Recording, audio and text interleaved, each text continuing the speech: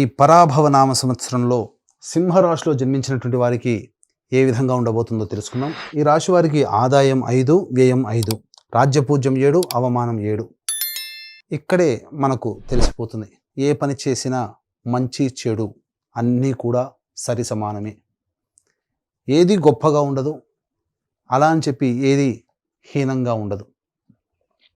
కాబట్టి ఈ సింహరాశి వారు జాగ్రత్తలు పాటించాలి. ఎందుకనంటే ప్రధానంగా ఈ సింహరాశి వారికి అష్టమ శని ప్రభావము ఇది చాలా మైనస్.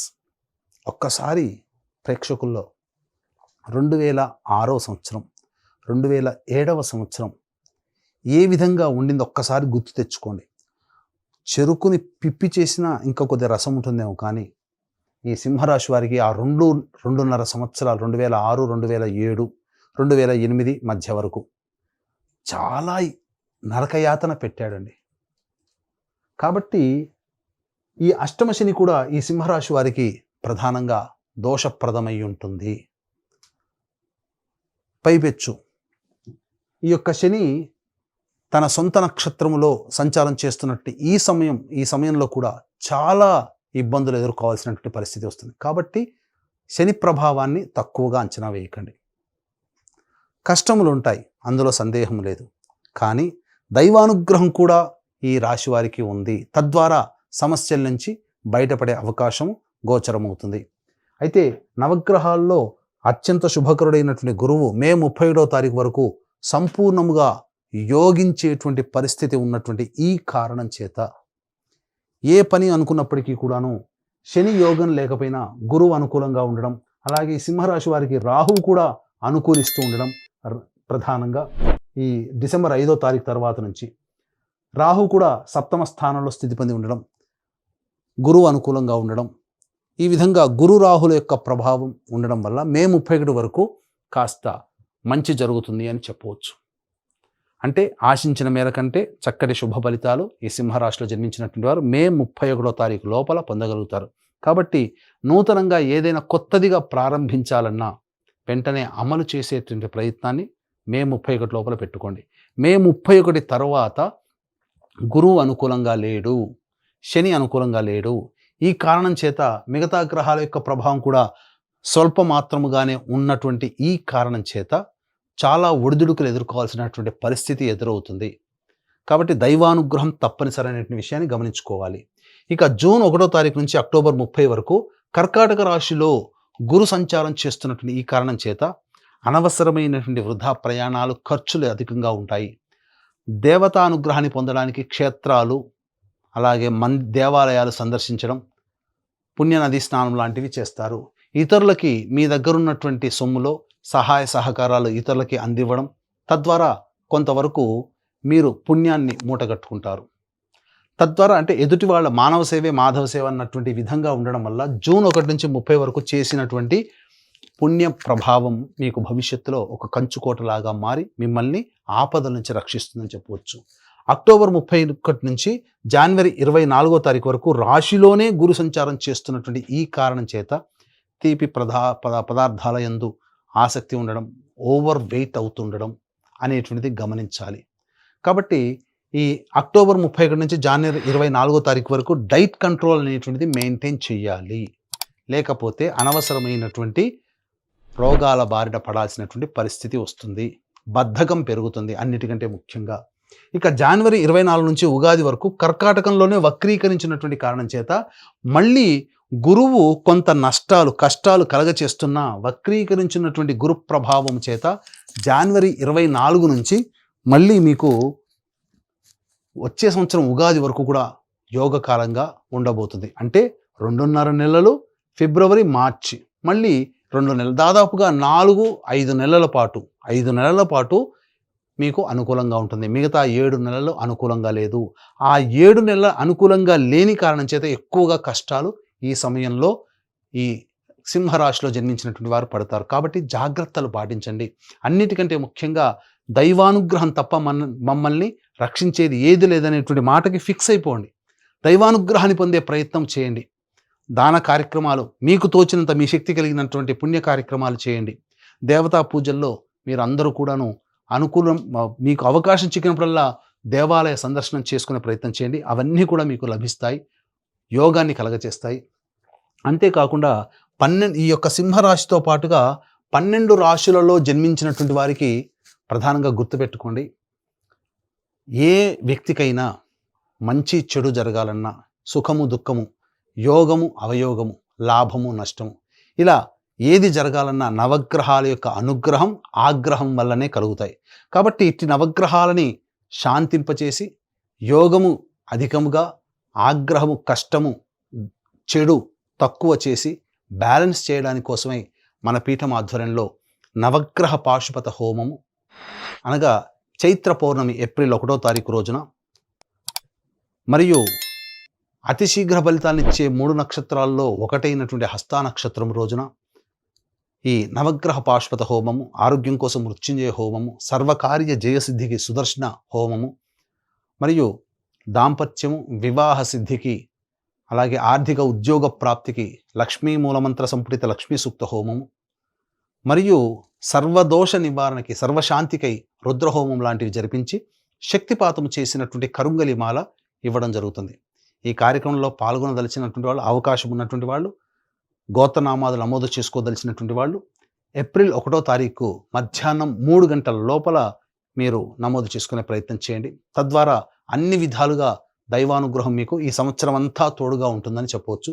ఇక గమనించుకున్నట్లయితే చాలామందికి ఎప్పుడు మనం ఉద్యోగం ప్రయత్నం ప్రారంభం చేసుకోవాలి, నిరుద్యోగస్తులకి ఉద్యోగం ఎప్పుడు లభిస్తుంది, అలాగే ఇక ఉన్న ఉద్యోగంలో ప్రమోషన్స్ ఏమైనా ఉంటాయా, లేదా కొత్త సంస్థలో ఉద్యోగం ప్రయత్నం చేస్తే ఎప్పుడు చేసుకోవాలనేటువంటి ఆలోచన ఉంటుంది. కాబట్టి ఈ సంవత్సరం 18 అక్టోబర్ నుంచి 16 నవంబర్ మధ్యకాలము అనుకూలమైనటువంటి కాలము, అలాగే 15 మే నుంచి 16 జూలై వరకు ఉన్నటువంటి కాలము అనుకూలమైనటువంటి కాలము, మరియు వచ్చే సంవత్సరం 14 జనవరి నుంచి 12 ఫిబ్రవరి మధ్య ఉన్నటువంటి కాలం అనుకూలం.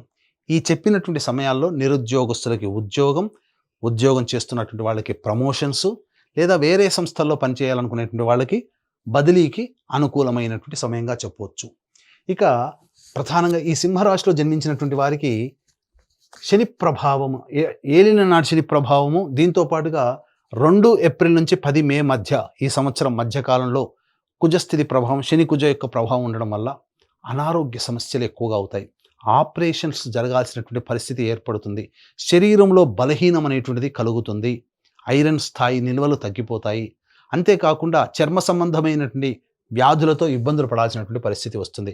11 మే నుంచి అలాగే 19 జూన్ వరకు ఉన్నటువంటి కాలము, 19 జూన్ వరకు ఉన్నటువంటి కాలము, ఇది చాలా మటుకు మీకు చేస్తున్నటువంటి వృత్తి ఉద్యోగ వ్యాపారాలలో చెయ్యని పనికి అవమానాలు పడడం, నేరం మోపడం, తద్వారా కొన్ని చర్చలు దాని మీద జరగడం, లేదా ఆస్తి సంబంధమైనటువంటి వ్యవహారాల్లో చర్చలు జరిగి వాదనలు జరగడం అనేటువంటిది మీకు కలుగుతాయి. ఇక 20 జూన్ నుంచి 1 ఆగస్టు వరకు ఉన్నటువంటి ఈ సమయం ఏదైతే ఉంటుందో, ఈ సమయంలో అతి ఆత్మవిశ్వాసము పనికిరాదు, అది గుర్తుపెట్టుకోండి ముఖ్యంగా. అంతేకాకుండా గృహంలో మరమ్మత్తులు, అలాగే గృహంలో చోర భయం, అంటే వస్తువులు, విలువైన వస్తువులు, ఆభరణాలు దొంగిలించబడడం కానీ, లేకపోతే వాహన ప్రమాదాలు జరగడం కానీ లాంటివి జరుగుతాయి. ఉద్యోగంలో కాస్త ఒడిదుడుకులు ఎదుర్కొనేటువంటి సమయం ఆసన్నమవుతుందని చెప్పవచ్చు ఆ సమయంలో. ఇక 1 ఆగస్టు నుంచి 17 సెప్టెంబర్ మధ్యకాలం ఏదైతే ఉంటుందో, ఈ సమయం అన్ని విధాలుగా అన్ని రంగాలలో ఉన్నటువంటి వాళ్ళకి యోగ్యమైనటువంటి కాలము. అంటే మీకు చెప్పొచ్చేది ఏంటంటే, గురువు అనుకూలంగా ఆ సమయంలో మీకు ప్రధానంగా లేకపోయినప్పటికీ కుజుడు అనుకూలంగా ఉండడం మీకు ఒకంత యోగాన్ని కలగచేస్తుంది అని చెప్పవచ్చు. ఇక 18 సెప్టెంబర్ నుంచి 11 నవంబర్ మధ్య ఉన్నటువంటి ఈ కాలం ఏదైతే ఉంటుందో, అనవసరమైనటువంటి ప్రయాణాలు జరుగుతాయి. అంతేకాకుండా ప్రధానంగా ఈ సమయంలో దంపతుల మధ్య విభేదాలు వచ్చేటువంటి అవకాశము గోచరమవుతుంది. కాబట్టి జాగ్రత్తలు పాటించండి. రుణగ్రస్తులు అయ్యేటువంటి అవకాశం ఉంటుంది. ఇతరుల వల్ల డబ్బులు తీసుకొని చెల్లించలేని పరిస్థితి కానీ, లేదా మీ దగ్గర డబ్బులు తీసుకున్న వాళ్ళు చెల్లించలేని పరిస్థితి కానీ మీకు ఏర్పడుతుంది. కాబట్టి జాగ్రత్తగా నియమాన్ని పాటించండి. అవసరం ఉంటే తప్ప మీ డబ్బుల్ని ఎదుటి వాళ్ళకి ఇవ్వకండి. అన్నిటికంటే మించి ఈ సమయంలో 18 సెప్టెంబర్ నుంచి 11 నవంబర్ మధ్యకాలం ఏదైతే ఉంటుందో, ఈ సమయంలో మీ శక్తికి మించి మీరు ప్రయత్నం చేస్తేనే ఆశించిన మేర శుభ ఫలితాలు పొందుతారని గమనించుకోవాలి. ఇక అన్నిటికంటే కీలకం 12 నవంబర్ నుంచి 8 మార్చి వరకు ఏదైతే ఉంటుందో ఇది చాలా కీలకం అండి. ఎందుకనంటే ఈ సమయం ఏదైతే ఉంటుందో ఈ సమయంలో ప్రధానంగా యోగమా అవయోగమా అంటే అవయోగం ఉంటే దాన్ని యోగంగా ఎలా మార్చుకోవాలో కూడా చెప్తాను. కుజస్తంభన అనేటువంటిది జరగడం, తద్వారా మీరు చేపట్టినటువంటి పనుల్లో ముందుకి కదలకపోవడం అనేటువంటిది జరుగుతుంది. దీన్ని దేవతానుగ్రహంతో అన్ని విధాలుగా అవయోగాన్ని సైతం యోగంగా మార్చుకోవచ్చు. అందుకనే ఇక్కడ దేవతానుగ్రహంతో పాటుగా సంకల్ప బలం అనేటువంటిది ఎక్కువగా ఈ 12 నవంబర్ నుంచి 8 మార్చి వరకు మీకు తోడై ఉండాలి. ఇది గుర్తుపెట్టుకోండి. ఇటు ఈ సమయంలో కూడా గురువు మీకు ఏంటంటే జనవరి 24 నుంచి గురువు కర్కాటకంలో వక్రీకరించినట్టు కారణం చేత ఆ సంకల్ప ప్రభావం యొక్క ఫలితము ఫిబ్రవరి మార్చిలో మీరు అద్భుతంగా చూస్తారు. దైవానుగ్రహాన్ని పొందే ప్రయత్నం గట్టిగా చేయండి. ఇక ఈ యొక్క సింహరాశిలో జన్మించినటువంటి విద్యార్థులకి జ్ఞాపక శక్తి తక్కువగా ఉండడం, బాగా గొప్పగా చదివిన పరీక్ష సమయంలో కొంత తొందరపాటు నిర్ణయాలు తీసుకొని సరిగ్గా ఆన్సర్ చేయలేకపోవడం కొంత నష్టం ఉంటుంది. కాబట్టి ముందుగానే తల్లిదండ్రులు పిల్లల్ని మానసికంగా గట్టిగా ఉండే విధంగా ప్రిపేర్ చేయండి. స్పాంటేనియస్గా మీరు ఉండాలి ఆ యొక్క ఎగ్జామ్ హాల్లో అనేది గుర్తుపెట్టుకోండి. ఆశించిన మేర శుభ ఫలితాలు ఉంటాయి. సామాన్యమైనటువంటి పరిస్థితులు విద్యార్థులకి ఉంటాయని చెప్పవచ్చు. ఆశించిన మేర విద్యాలయాల్లో మీకు స్థానం లభించాలి, ప్రవేశం లభించాలంటే ఎక్కువగా కష్టపడాలని సూచిస్తుంది. ఈ యొక్క సింహరాశిలో జన్మించినటువంటి రాజకీయ రంగ ప్రముఖ వ్యక్తులు ఎవరైతే ఉంటారో వారు అవమానాలు ఎదుర్కోవాల్సినటువంటి పరిస్థితి వస్తుంది. ఖర్చు డబ్బు పాయే పదవి పాయే అన్నట్టుగా ఉంటుంది. పార్టీ పెద్దల దృష్టిలో పడకపోవడం, ఆ పెద్దల దృష్టిలో పడడం కోసం చేసినటువంటి ప్రయత్నాలన్నీ కూడాను వృధా అవ్వడం ఒకంత నిరుత్సాహాన్ని గురి చేస్తాయి. కాబట్టి మిన్నకుండా ఉండడమే చాలా మేలనేటువంటి విషయాన్ని గమనించుకోవాలి. ఈ రాశిలో జన్మించినటువంటి కళారంగంలో ఉన్నటువంటి వాళ్ళు, నటులు, electronic and printing media, social media, 24 ఫ్రేమ్స్లో ఉన్నటువంటి వాళ్ళు, వీళ్ళందరూ కూడా అంది వచ్చినటువంటి అవకాశాన్ని వినియోగించుకోలేకపోతారు. తద్వారా నష్టములు అనేటువంటివి జరుగుతాయి. కాబట్టి సంయమనం పాటించండి. ప్రజలలో ఆదరణ ఏమాత్రము తగ్గదు, అవకాశాలు వస్తాయి, అందిపుచ్చుకోండి. అలాగే డబ్బుల విషయంలో మాత్రం నిర్మోహమాటంగా ఉండే ప్రయత్నం చేయండి. ఎందుకంటే నష్టము ఆ విధంగా అక్కడ డబ్బు పరంగా ఉండబోతుంది కాబట్టి. ఇక ఈ రాశిలో జన్మించినటువంటి రైతులు ఎవరైతే ఉన్నారో 2 పంటలు కూడాను సాధారణంగా ఉంటాయి. మొదటి పంట కంటే రెండవ పంట మీద కొంత ఆశ ఎక్కువగా పెట్టుకోవచ్చు. ఆ సమయంలో మీకు అధిక దిగుబడి రాబడి అనేటువంటిది పొందే అవకాశం ఉంటుంది. కౌలుదారులకు మాత్రం కష్టంగానే చెప్పవచ్చు. ఈ రాశిలో జన్మించినటువంటి క్రీడాకారులు ఎవరైతే ఉంటారో ఆ క్రీడాకారులకి ఆశాభంగం అనేటువంటిది కలుగుతుంది. ఆశించిన మేర స్థాయిలో మీ ప్రదర్శనని చూపించలేకపోవడం కావచ్చు, మీ ప్రదర్శన ఇతరుల దృష్టికి పొందలేకపోవడం వల్ల అవకాశాలని మీరు పొందలేకపోతారు. భవిష్యత్తుకి మార్గాన్ని సుగమం చేసుకోలేకపోతారు. ఇక ఏతావాత ఈ రాశిలో జన్మించినటువంటి వారికి మే 31వ తారీఖు వరకు, అలాగే జనవరి 24 నుంచి ఉగాది వరకు, అనగా ముఖ్యంగా ఫిబ్రవరి మార్చి సమయం ఇది చాలా అనుకూలం. అనగా ఏతావాత 5 నెలలు మీకు అనుకూలంగా ఉంటుంది, మిగతా 7 నెలలు అనుకూలంగా ఉండదు. కాబట్టి దైవానుగ్రహాన్ని పొందే ప్రయత్నం చేయాలి. అలాగే ఈ రాశిలో జన్మించినటువంటి స్త్రీలు ఎవరైతే ఉన్నారో ఆ స్త్రీలకి గతంలో కంటే కూడా గౌరవ మర్యాదలు తగ్గుతాయి. ముఖ్యంగా జీవిత భాగస్వామితో పొరపచ్చాలు వచ్చే అవకాశం ఉంటుంది. సంబంధ బాంధవ్యాలు ఇబ్బందులు పాలవుతారు. ప్రేమికుల మధ్య అవమానాలు, అనుమానాలతో అవమానాలు ఎదుర్కోవాల్సినటువంటి పరిస్థితి వస్తుంది. దూరం జరిగేటువంటి అవకాశం ఉంటుంది. కాబట్టి జాగ్రత్తలు పాటించండి. మీ విలువైన వస్తువుల్ని కోల్పోవలసినటువంటి పరిస్థితి వస్తుంది.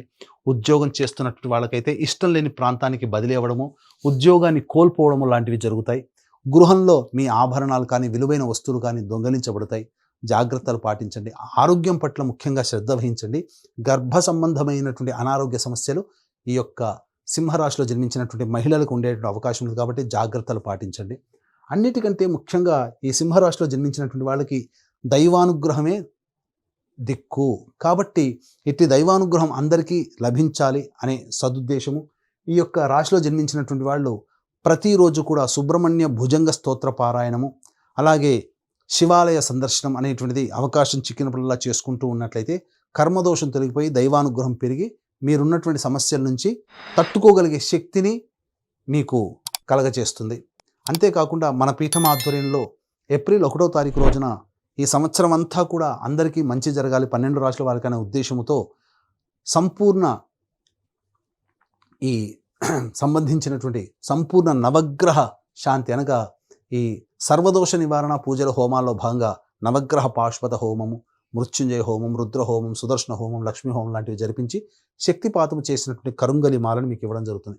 కాబట్టి ఈ అవకాశాన్ని అందరూ వినియోగించుకొని కుటుంబంగా అందరూ సుఖశాంతులతో ఆనందంగా జీవిస్తారని ఆకాంక్షిస్తూ సర్వం శ్రీ ఉమామహేశ్వర పర బ్రహ్మార్పణమస్తు.